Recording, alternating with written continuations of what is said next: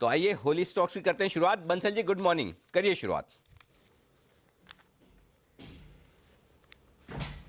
सुप्रभात अनिल जी, सुप्रभात दिवांशु। पहले तो सब लोगों को, सारे पैनलिस्ट को, जी बिजनेस को, एंटायर टीम को, सारे व्यूअर्स को होली की हार्दिक शुभकामनाएं।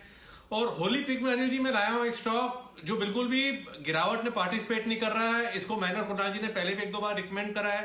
स्टॉक है shipping corporation of India, SCI में निवेश करने की राय है।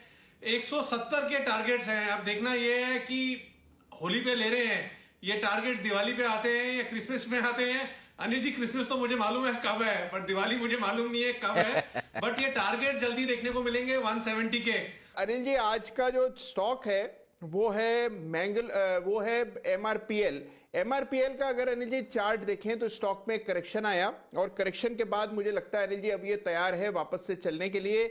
एमआरपीएल को इन स्तरों पर खरीद करके चलना है। 37 रुपए का एक स्टॉप लॉस रखे, 37.25 पर स्टॉप लॉस रखा जा सकता है। पहला टारगेट 43 रुपए का 43 का और दूसरा इवेंचुअल टारगेट है 46 रुपए का 46 का। तो 46 तक जाना चाहिए एमआरपीएल पर खरीदारी के। होली पे जो पिक है वो स्टॉक है मेटल स्पेस, और मेटल स्पेस मेरे को अगला 10 से 12 महीने कंटिन्यूसली तेजी में लगता है। मेरे को लगता है स्टील अथॉरिटी सेल यहां से एक बड़ी तेजी दिखाएगा। तो मैंने पहले भी कई बार कहा है कि सेल में सेल नहीं करना है। स्टॉक का नाम है सेल, लेकिन इसको खरीदना है। कोई भी डिप अगर आती है स्टॉक के अंदर तो लोअर लेवल्स पे खरीदारी करनी है। छोटे मोटे डिप जरूर आएंगे। होली से होली तक का पिक के अंदर सेल में खरीदारी करें। कल की क्लोजिंग 70-72 के आसपास थी, खरीदारी कर सकते हैं। कोई भी छोटा मोटा डिप अगर आता है 65 तक तो डिप्स में खरीदारी करनी है। मेरे को जल्दी ही आने वाले दिनों में ये स्टॉक 3 डिजिट में दिखता है, जो कि 100 का लेवल जरूर दिखाएगा। ये हो सकता है कि होली का पिक है लेकिन ये पहले ही दिखा दे, इतनी तेजी है इस स्टॉक के अंदर। तो ये स्टॉक के अंदर खरीदारी करें। नीचे में स्टॉक का जो मेजर और बढ़िया सपोर्ट है वो 58 से 60 रुपए के आसपास है। ऊपर में स्टॉक का पहला शॉर्ट टू मीडियम टर्म का टारगेट होगा 80 रुपए का। ये ब्रेक होते ही स्टॉक 100 का लेवल क्रॉस करेगा। तो ऑलमोस्ट ओवरऑल 100 के टारगेट के लिए स्टॉक के अंदर खरीदारी करनी है, जिसमें इमीडिएट टारगेट 80 का होगा। होली से होली तक के लिए सेल में खरीदारी करनी है, सेल में सेल नहीं करना है। बिल्कुल। मेरा स्टॉक है Atul limited, 7090 7091 to be precise. ये बंद है कल का, और कल गिरते मार्केट में इसने ब्रेकआउट दिया है। मैं इसके दो टारगेट दूंगा। एक शॉर्ट टर्म टारगेट दूंगा जो 7500 है, 7500, और उसका स्टॉप लॉस होगा 6950। ये ट्रेडिंग व्यू है। और अगर आप 1 साल 1.5 साल का व्यू लेते हो तो 9.5 से 10,000 ये स्टॉक जा सकता है, और उसके लिए आपका स्टॉप लॉस होना चाहिए 6500।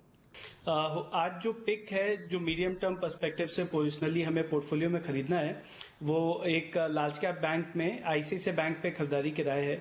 और अगर हम आईसीआईसीआई बैंक का मीडियम टर्म लॉन्ग टर्म अगर हम चार्ट्स और डेटा प्लेसमेंट को देखें तो आईसीआईसीआई बैंक में एक जो न्यू ऑल टाइम हाई जब बना था जनवरी में, उसके बाद एक अच्छा रैली हुआ, और अब इस करेक्शन के बाद उसी लेवल पे स्टॉक आकर के अब ट्रेड कर रहा है जहां पे ये इनिशियली एक मीडियम टर्म ब्रेकआउट हमें देखने को मिला था।